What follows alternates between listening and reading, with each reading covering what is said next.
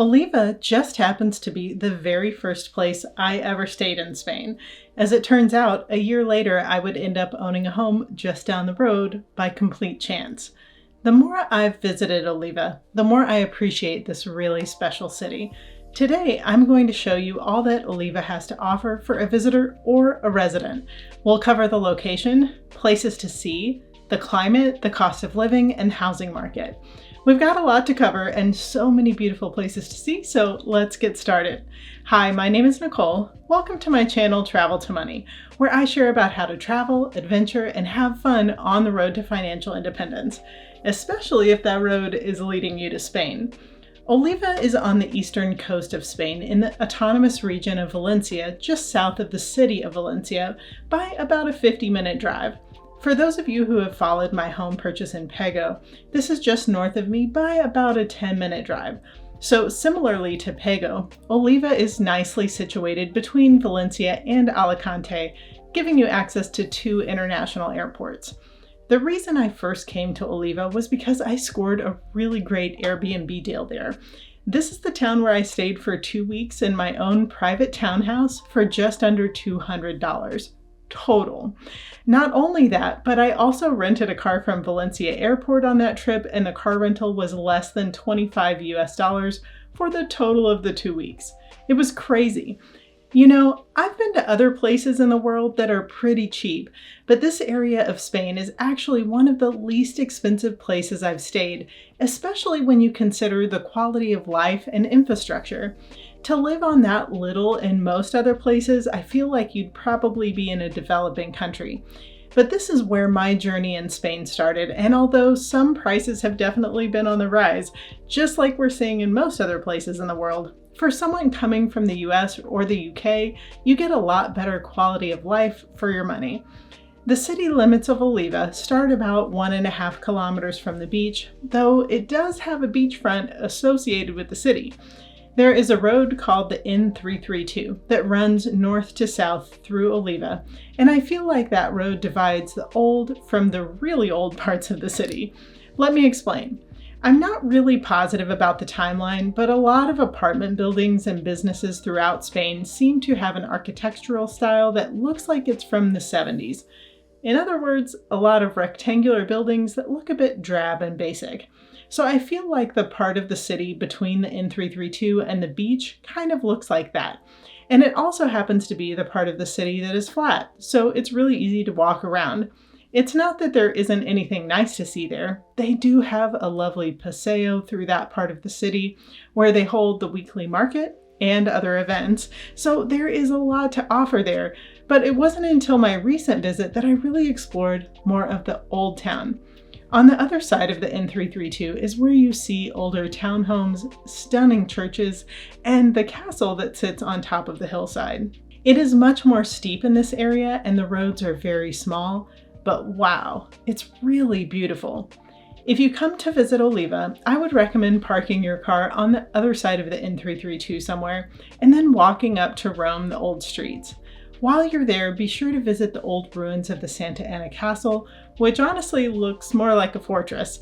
There's not a whole lot still there, but it's worth seeing and the views are pretty incredible. I'd also make sure you stop to visit the church Parroquia Sant Roc and just walk around near that area. There are also cute cafes right there by the church where you can stop for a coffee. This whole area of Oliva is really charming. As far as the population of Oliva goes, it is just about 25,000. For comparison, my town of Pego is just 10,000, so this is more than double the size, and it feels like it too. There are a lot more businesses, bigger grocery stores, and there are even fast food restaurants that have recently taken root in Oliva. I'm not super crazy about seeing a McDonald's just on the outskirts there now, but I guess it's convenient. Oliva is also not that far from Gandia, which is a medium-sized city that has businesses like malls, large hardware stores, and more. Once you've visited the old town and then taken a walk down the paseo, I definitely recommend checking out the beach. Oliva has a lovely beach area, and it's close enough to bike or maybe even walk if you really wanted to. If you visit during the off-season, you may have a lot of the beach to yourself. Of course, all of the beaches in Spain tend to fill up during the summer months. Between the city and the beach, you have larger homes that seem to span from styles that look like the 80s and 90s, and a few more modern ones as well. In Oliva, you have the hillside and the old town, the newer part of the town with plenty of businesses and restaurants, and then you also have the beach nearby. It's hard to ask for more than that in a Spanish small town. Not to mention, here you've got more than 230 days a year that are over 68 degrees Fahrenheit, which is 20 degrees Celsius. So the weather is quite mild, though you may want to prepare for some boiling summers, especially after the last few years. They've been pretty toasty. Now, if I were vacationing, Oliva is definitely a place you could stop for a day and see enough without having to stay longer. But if you're looking for a town to just have some downtime, it could also be good for that. I stayed here for 2 weeks and I really enjoyed my time, just being present and enjoying life in the community.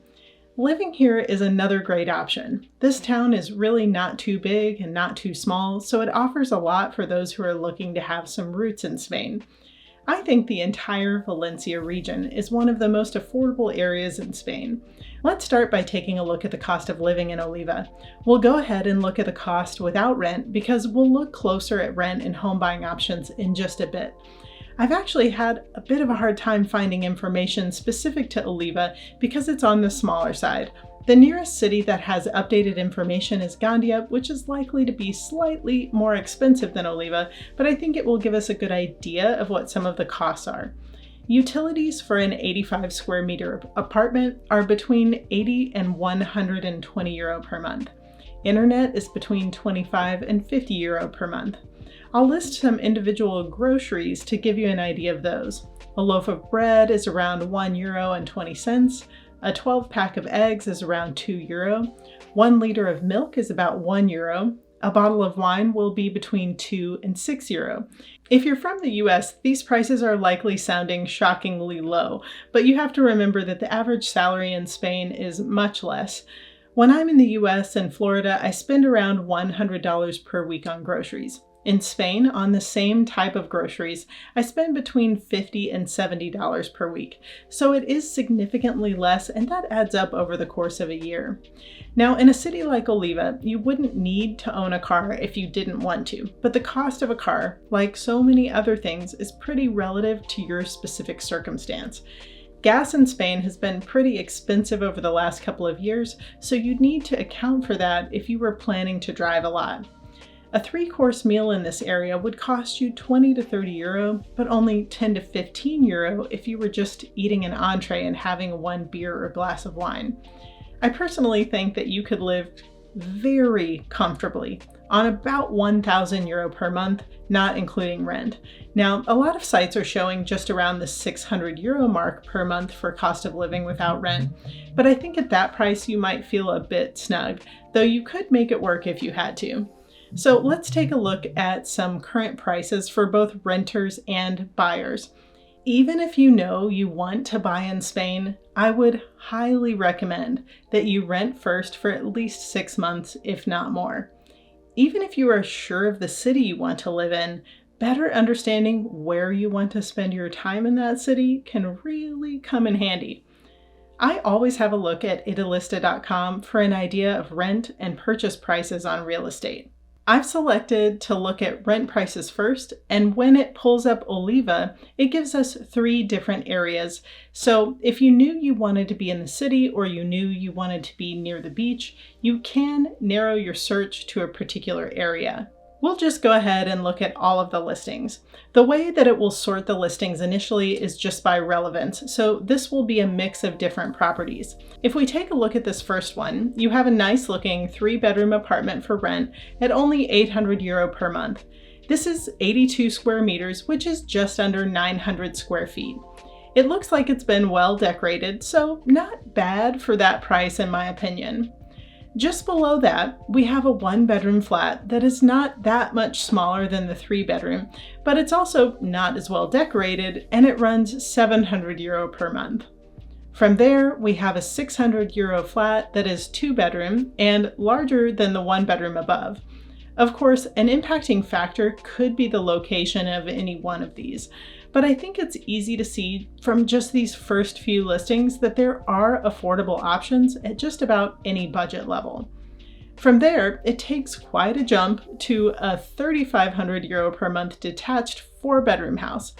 Even though it's quite a bit larger and more private, for that price, I personally think you could find something much nicer or maybe negotiate a lower rate. From there, we have a €900 per month 2-bedroom flat with a view that looks pretty nice, even though the furniture may be a bit dated. For €200 more per month, you actually have something a bit smaller. Then below that, you'll see that you can even get a decent view in the €700 range. But let's scroll back to the top and click lowest price, just to see the most affordable options available.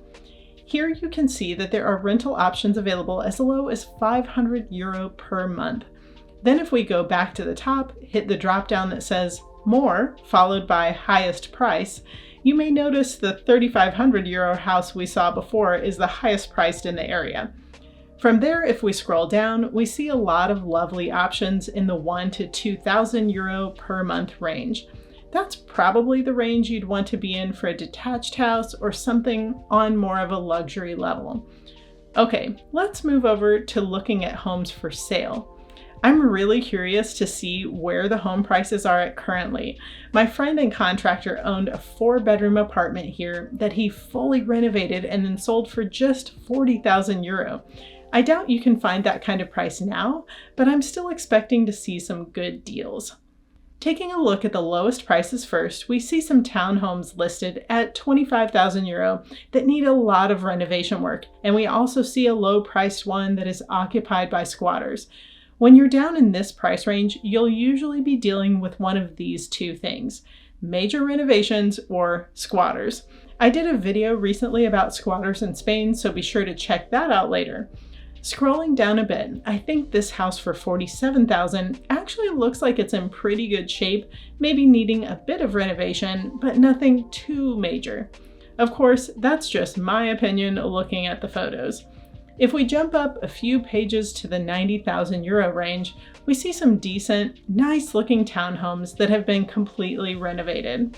From there, let's take a big jump up to the $250,000 range where we see this really lovely 3-bedroom house with a terrace. There are also a lot of other places to see in this price range, but let's take a look at the highest priced houses in this area as well. Topping the list is a $2.5 million 14-bedroom home with a pool, quite a bit of property, and very close to the golf course. Just down from that is a $1.7 million home that looks stunning on the outside, but I'd say a little dated on the inside. At the $1.5 million range, you have a beautiful 5-bedroom home at the beach and golf resort. Again, you can see from this variety of listings that you have plenty of options based on your budget and the kind of lifestyle you want to live. Hopefully this helps to give you an idea of what it would cost for you to live in this area. I think for a single person, if you have €2,000 of income coming in every month, you could live very comfortably in Oliva, and the sky's the limit from there. If you live in Oliva or have spent significant time there, let me know what you think about the cost of living or if you'd recommend any specific areas for living. I'd love to hear from you there. If you have any questions about Oliva, let me know those too, and I'll do my best to get you answers. If you haven't seen some of the other Spanish cities I've covered, maybe check out this video about Alicante next, or this one about Denia. Do me a big favor, hit the thumbs up button and subscribe to join me every day, where travel and adventure build financial freedom. I can't wait to see where your dreams will take you.